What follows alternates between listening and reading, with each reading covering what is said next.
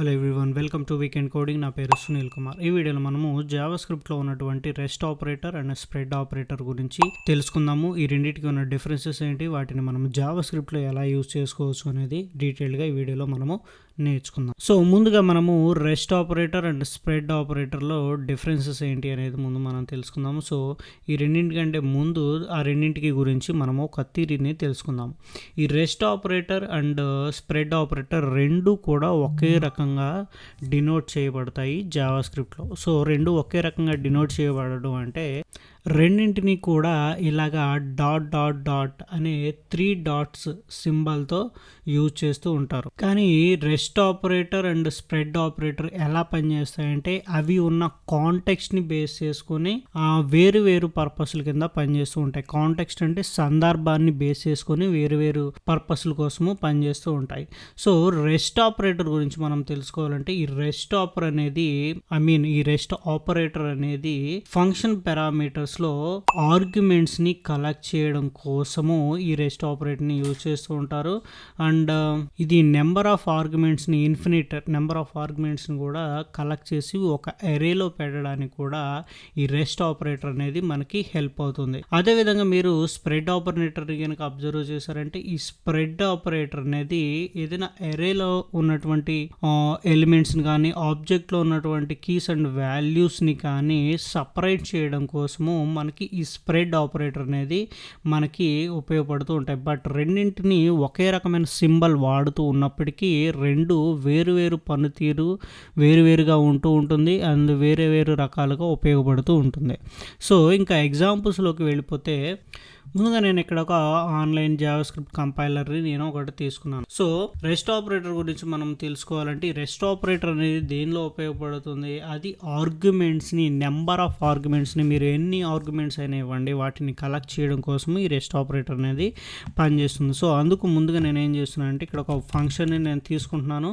ఫంక్షన్ని తీసుకొని ఇక్కడ సమ్ అని నేను ఒకటి ఇచ్చేస్తున్నాను. ఇలాగ సమ్ అని ఇచ్చేసి ఇలాగ 3 డాట్స్ అని, సో ఇలాగ 3 డాట్స్ ఇచ్చి నెంబర్స్ అని చెప్పేసి ఇలా ఇచ్చేసాను. ఒక ఆర్గ్యుమెంట్ నేమ్ నేను నెంబర్ అని ఇచ్చాను. ఆ తర్వాత కన్సోల్ డాట్ లాగ్ ఈ నెంబర్స్ని నేను ప్రింట్ చేస్తాను. సో ఇప్పుడు మీరు ఈ ఫంక్షన్ని కాల్ చేసేటప్పుడు ఏంటంటే మీరు నెంబర్ ఆఫ్ ఆర్గ్యుమెంట్స్ని పాస్ చేసుకోవచ్చు. ఇది కూడా చూడండి, నేను 5 6 7 8 అని చెప్పేసి ఇలా ఇచ్చేసి నేను జస్ట్ రన్ చేస్తున్నాను. మీరు ఈ అవుట్పుట్ని కనుక అబ్జర్వ్ చేశారంటే మీరు ఏదైతే పారామీటర్స్ని పాస్ చేస్తున్నారో ఇక్కడ ఈ నెంబర్స్ అనే రెస్ట్ ఆపరేటర్ని బేస్ చేసుకొని ఇవన్నీ కూడా ఒక ఎరేలో స్టోర్ అయిపోయి మనకి కన్సోల్లో ప్రింట్ అవుతూ ఉంది. సో ఇది రెస్ట్ ఆపరేటర్ అనేది ఫంక్షన్లో ఆర్గ్యుమెంట్స్ని కలెక్ట్ చేసుకోవడం కోసము ఇది మనకి ఉపయోగపడుతుంది. సో మీరు ఎన్ని పారామీటర్స్ని సెండ్ చేసినా సరే అది కలెక్ట్ చేస్తుంది. చూసారు కదా, నేను యాక్చువల్గా మామూలుగా జావా స్క్రిప్ట్ ఈ రెస్ట్ ఆపరేటర్తో సంబంధం లేకుండా మనం ఏం చేయాలి, ఎన్ని పారామీటర్స్ ఉన్నాయో అన్నిటికీ మనం ఇక్కడ ఆర్గ్యుమెంట్ నేమ్స్ కూడా ఇచ్చుకోవాలి. కానీ ఇక్కడ అలా జరగడం లేదు. సో కొన్నిసార్లు మీరు ఏం చేయొచ్చు అంటే చాలామందికి వచ్చే డౌట్ ఏంటంటే ఇలాగా నెంబర్ ఆఫ్ ఆర్గ్యుమెంట్స్ని కలెక్ట్ చేయొచ్చు, అట్ ద సేమ్ టైం మనము ఆర్గ్యుమెంట్ నేమ్స్ని కూడా మనకు నచ్చినవి ఇవ్వచ్చు అని చెప్పేసి క్వశ్చన్ ఉంటుంది. అంటే ఏంటంటే ఈ నెంబర్స్ తర్వాత సపోజ్ A, B అంటే నెంబర్ ఆఫ్ ఎలిమెంట్స్ అన్నిటిని అది గ్రాప్ చేస్తుంది. ఆ తర్వాత A, B అనే వాటిని కూడా గ్రాప్ చేయాలన్నట్లుగా ఇస్తారు. సో అంటే ఏంటంటే ఇక్కడ 7 వరకు ఏమో ఈ నెంబర్స్ అనే రెస్ట్ ఆపరేటర్లోకి వెళ్ళిపోవాలి, 8 9 ఏమో AB అనే ఆర్గ్యుమెంట్లోకి వెళ్ళిపోవాలని చెప్పేసి ఇస్తాం. బట్ ఇదేం చేస్తుందంటే మనకి ఎర్రర్ని క్రియేట్ చేస్తుంది. సో ఎందుకు ఎర్రర్ని మనకి క్రియేట్ చేస్తుంది అంటే మీరు ఎప్పుడు కూడా రెస్ట్ ఆపరేటర్ని ఎప్పుడు ఫస్ట్ అనేది పెట్టకూడదు, రెస్ట్ ఆపరేటర్ని ఎప్పుడు కూడా లాస్ట్లో ఉంచాలి. సో ఇప్పుడు నేను ఈ రెస్ట్ ఆపరేటర్ని కట్ చేసి A, B తర్వాత నేను ఇలాగ కామా ఇచ్చుకొని రెస్ట్ ఆపరేటర్ ఇచ్చాను. అంటే ఇప్పుడు ఏం జరుగుతుందంటే A, Bలోనేమో కన్సోల్ చేస్తున్నాను నేను కన్సోల్ డాట్ లాగ్ ఏని, at the same time console dot log బీని కూడా నేను ఇలాగ కన్సోల్ చేస్తున్నాను. ఇలా రెండింటిని కన్సోల్ చేసి రన్ చేస్తున్నాను. రన్ చేస్తే చూడండి అవుట్పుట్ ఏమొచ్చింది, ఏలో ఫస్ట్ పారామీటర్ అనేది ఏలా ప్రింట్ అయిపోయింది, సెకండ్ పారామీటర్ అనేది బీలా ప్రింట్ అయింది. బట్ రిమైనింగ్ నెంబర్స్ అన్నీ కూడా ఈ నెంబర్స్ అనే రెస్ట్ ఆపరేటర్లో ఉన్నటువంటి నేమ్లోకి వెళ్ళిపోతుంది. సో మీరు నెంబర్స్ని ఎప్పుడైతే ఫంక్షన్లో కన్సోల్ చేస్తారో అవన్నీ కూడా ఇలాగ ఒక ఎరేలోకి అనేది ప్రింట్ అవుతుంది. సో ఇలాగ రెస్ట్ ఆపరేటర్ అనేది మనకి హెల్ప్ అవుతూ ఉంటుంది. ఇప్పుడు స్ప్రెడ్ ఆపరేటర్ని కనుక మీరు అబ్జర్వ్ చేశారంటే ఈ స్ప్రెడ్ ఆపరేటర్ ఏం చేస్తుందంటే ఒక ఎరేని తీసుకోండి, ఎరే 1 అని చెప్పేసి ఈక్వల్ టు ఇలాగా తీసుకొని మీరు 1, 2, 3, 4, 5 అని చెప్పేసి ఇలా ఇచ్చేసారు. ఇప్పుడు లెట్ ఎరే 2 అని తీసుకోండి, తీసుకొని దానిలో ఇలాగ 3 డాట్స్ ఇచ్చేసి ఎరే 1 అని చెప్పేసి ARR1 ఇచ్చేసి మీకు నచ్చిన ఆర్గ్యుమెంట్స్ని ఇచ్చుకోండి. ఇక్కడ నేను 6, 7, 8 ఇలా ఇచ్చేసాను. సో ఇలా ఇచ్చిన తర్వాత కన్సోల్ డాట్ లాగ్ ఎరో2 జూన్ చూడండి, ఎరో2లో నేను కన్సోల్ లాగ్ చేస్తున్నాను. సో మీరు కనుక దీన్ని చాలా బాగా అబ్జర్వ్ చేస్తే ఇక్కడ చూడండి, సో ఇక్కడ ఈక్వల్ టు లేదు వచ్చింది. సో మీరు ఇక్కడ అబ్జర్వ్ చేశారంటే మనకి ఇవి కూడా నేను తీస్తున్నాను. సో ఫస్ట్ ఎరే 1 అనేది ఏమైపోయింది, సెకండ్ ఎరేలోకి కాపీ అయిపోయి రిమైనింగ్ 7, 8 అలాగా కలిసిపోయి ఒకే సింగిల్ ఎరేలో రిజల్ట్ అనేది మనకు వచ్చింది. సో స్ప్రెడ్ ఆపరేటర్ అనేది కంప్లీట్లీ డిఫరెంట్గా పనిచేస్తుంది, అంటే కంప్లీట్గా రెస్ట్ ఆపరేటర్కి ఆపోజిట్గా పనిచేస్తుంది.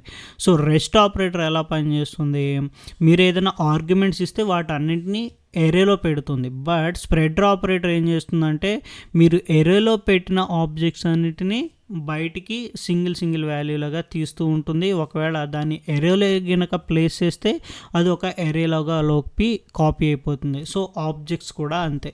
సపోజ్ ఇక్కడ నేను అక్కడ ఒక ఆబ్జెక్ట్ తీసుకుంటున్నాను, let OBJ equal to A:1 B:. So ఇలాగ ఒక ఆబ్జెక్ట్ని తీసుకొని నేను ఆబ్జెక్ట్ని ప్రింట్ చేస్తున్నాను. ఇదిగోండి చూడండి, చేంజెస్ సేవ్ చేసి రిఫ్రెష్ చేస్తున్నాను. ఇదిగోండి ఆబ్జెక్ట్ని ప్రింట్ చేస్తే ఇలాగ మనకి ఆబ్జెక్ట్ ప్రింట్ అయిపోయింది. సో ఇప్పుడు దీనికి నేను స్ప్రెడ్ ఆపరేటర్ యూజ్ చేశాను అనుకోండి, సో మనకి రిజల్ట్ రావట్లేదు. సో అందుకోసం నేను ఇంకేం చేస్తానంటే ఇంకొక ఆబ్జెక్ట్ని నేను తీసుకుంటున్నాను, let OBJ2 equal to C2 లేదా C3 అని ఇలాగ ఆబ్జెక్ట్ని నేను తీసుకొని దీనిలో నేను కామా ఇచ్చేసి ఆబ్జెక్ట్ 1ని నేను ఇలాగ ప్రింట్ చేస్తున్నాను. సో స్ప్రెడ్ ఆపరేటర్ ఇచ్చేసి ఆబ్జెక్ట్ 1కి ముందు నేను స్ప్రెడ్ ఆపరేటర్ అనేది ఇచ్చేసాను. స్ప్రెడ్ ఆపరేటర్ ఇచ్చి నేను ఆబ్జెక్ట్ 2 అనే దాన్ని నేను ప్రింట్ చేస్తున్నాను. చూడండి రిజల్ట్ వస్తుందో లేదో చూద్దాం. సారీ, నేను OBJకి OBJ1 అని ఇచ్చాను, వేరియబుల్ నేమ్ OBJ అని ఇచ్చాము మనం, బట్ OBJ1 అని ఇచ్చాను, అది అందుకనే మనకి రిజల్ట్ అనేది రాంగ్ వచ్చింది. ఇదిగోండి మీరు చూసారంటే ఇక్కడ అవుట్పుట్లో నేను ఎప్పుడైతే రన్ చేశానో ఇక్కడ A1 అండ్ B2 రెండు కలిపేసి ఆబ్జెక్ట్ 2లోకి కాపీ అయిపోయి, ఇలాగ మీరు స్ప్రెడ్ ఆపరేటర్ని యూజ్ చేసుకొని వాల్యూస్ని కాపీ చేసుకోవచ్చు, లేదా ఇంకో ఆబ్జెక్ట్లో కాపీ చేసుకొని మీరు వాల్యూస్ అనేది యూజ్ చేసుకోవచ్చు. ఇలాగా స్ప్రెడ్ ఆపరేటర్ అనేది వాల్యూస్ అన్నింటినీ సపరేట్ చేస్తుంది, రెస్ట్ ఆపరేటర్ ఏమో ఎరేలో వాల్యూస్ని కలుపుతుంది. సో ఇలాగా మీకు రెస్ట్ అండ్ స్ప్రెడ్ ఆపరేటర్స్ అనేవి వర్క్ అవుతూ ఉంటాయి. బట్ మీకు రెస్ట్ ఆపరేటర్లో నేను ఇంకొక విషయం చూపించాలి. సో మీరు ఏదైనా ఒక ఫంక్షన్ తీసుకోండి, ఫంక్షన్ తీసుకొని దానికి నేమ్ ఇలాగే సమ్ అని ఇచ్చారు అనుకుందాము. ఇచ్చిన తర్వాత ఇక్కడ నేను నెంబర్స్ అని చెప్పేసి ఇలాగ ఇచ్చాను, సమ్ 1, 2, 3 సంథింగ్. ఇప్పుడు నేను కన్సోల్ డాట్ లాగ్ నెంబర్స్ అని నేను సో ఇలా నెంబర్స్ ఇచ్చిన తర్వాత మనకి అవుట్పుట్ అని. బట్ జావా స్క్రిప్ట్లో ఒకటి ఉంది, అది ఏమిటంటే మీకు ఆర్గ్యుమెంట్స్ అనే ఒక ఫంక్షన్ ఒక మెథడ్ ఉంది. సో ఇదేం చేస్తుందంటే ఆర్గ్యుమెంట్స్, సో సపోజ్ ఇప్పుడు నేను ఫంక్షన్లో డైరెక్ట్గా ఆర్గ్యుమెంట్స్ అని చెప్పేసి నేను ఇచ్చాను అనుకోండి, అదేం చేస్తుందో చూడండి ఒకసారి. మీరు ఫంక్షన్లోకి ఏదైతే ఆర్గ్యుమెంట్స్ని పాస్ చేస్తున్నారో ఆ ఆర్గ్యుమెంట్స్ అన్నింటినీ కూడా ప్రింట్ చేస్తుంది. ఇదిగోండి అవుట్పుట్ని మీరు చూసారంటే ఇది ఆర్గ్యుమెంట్స్ అనేవి ఎలా ప్రింట్ అవుతున్నాయి, ఒక ఆబ్జెక్ట్లో కీ వాల్యూస్ని బేస్ చేసుకుని ప్రింట్ అవుతూ ఉన్నాయి. ఇదిగోండి చూడండి, ఇవన్నీ కూడా 0 ఇండెక్స్ 1 ఈ ఇండెక్స్ నెంబర్లన్నీ కూడా కీ లాగా వచ్చేసాయి. మీరు ఏదైతే ఆర్గ్యుమెంట్స్ని పాస్ చేస్తున్నారో అవి ఒక వాల్యూ లాగా అసైన్ అయిపోయి ఒక ఆబ్జెక్ట్లో అనేవి సెట్ అవుతున్నాయి. సో అదే దాన్ని కనుక మీరు ఇక్కడ ఒక ఫంక్షన్ని డైరెక్ట్గా తీసేసి ఇలా మీరు ఒక యారో ఫంక్షన్ లాగా ఆర్గ్యుమెంట్స్ని పాస్ చేస్తే ఆర్గ్యుమెంట్స్ అనేవి కూడా ఇలాగ యారో ఫంక్షన్లో అయితే ఇలాగ ప్రింట్ అవ్వవు. సో సపోజ్ మీరు ఇక్కడ స్ప్రెడ్ ఆపరేటర్ని యూజ్ చేసుకొని నాట్ స్ప్రెడ్ నెంబర్స్ రెస్ట్ ఆపరేటర్ని యూజ్ చేసుకొని ఇలాగ ప్రింట్ చేయడానికి ట్రై చేసినప్పుడు ఆ నెంబర్స్ అనేవి కూడా ఇలాగ ప్రింట్ అవుతాయి. ఇదిగోండి చూడండి, యారో ఫంక్షన్లో మీకు రెస్ట్ ఆపరేటర్ అనేది వర్క్ అవుతూ ఉంటుంది. బట్ మీకు యారో ఫంక్షన్లో ఆర్గ్యుమెంట్స్ పారామీటర్స్ అనేవి వర్కౌట్ అవ్వవు. సో అందుకని చెప్పేసి ఆర్గ్యుమెంట్స్ ఫంక్షన్ని మీరు ఎప్పుడు కూడా నార్మల్ మెథడ్లోనే యూజ్ చేయాలి. సో నేను రెస్ట్ ఆపరేటర్లో ఇది చూపించడం మర్చిపోయాను, అందుకని మీకు ఇది చూపించాను. ఐ హోప్ ఈ వీడియో మీకు అర్థమైందని చెప్పేసి నేను అనుకుంటున్నాను. ఈ ఛానల్లో కంటెంట్ కనుక మీకు నచ్చినట్లయితే ఛానల్ని తప్పకుండా సబ్స్క్రైబ్ చేయండి, వీడియోని లైక్ చేయండి, షేర్ చేయండి. ఇంకొక ఇంట్రెస్టింగ్ టాపిక్తో నెక్స్ట్ వీడియోలో మరలా మనం కలుసుకుందాం. అంతవరకు స్టే ట్యూన్, బాయ్.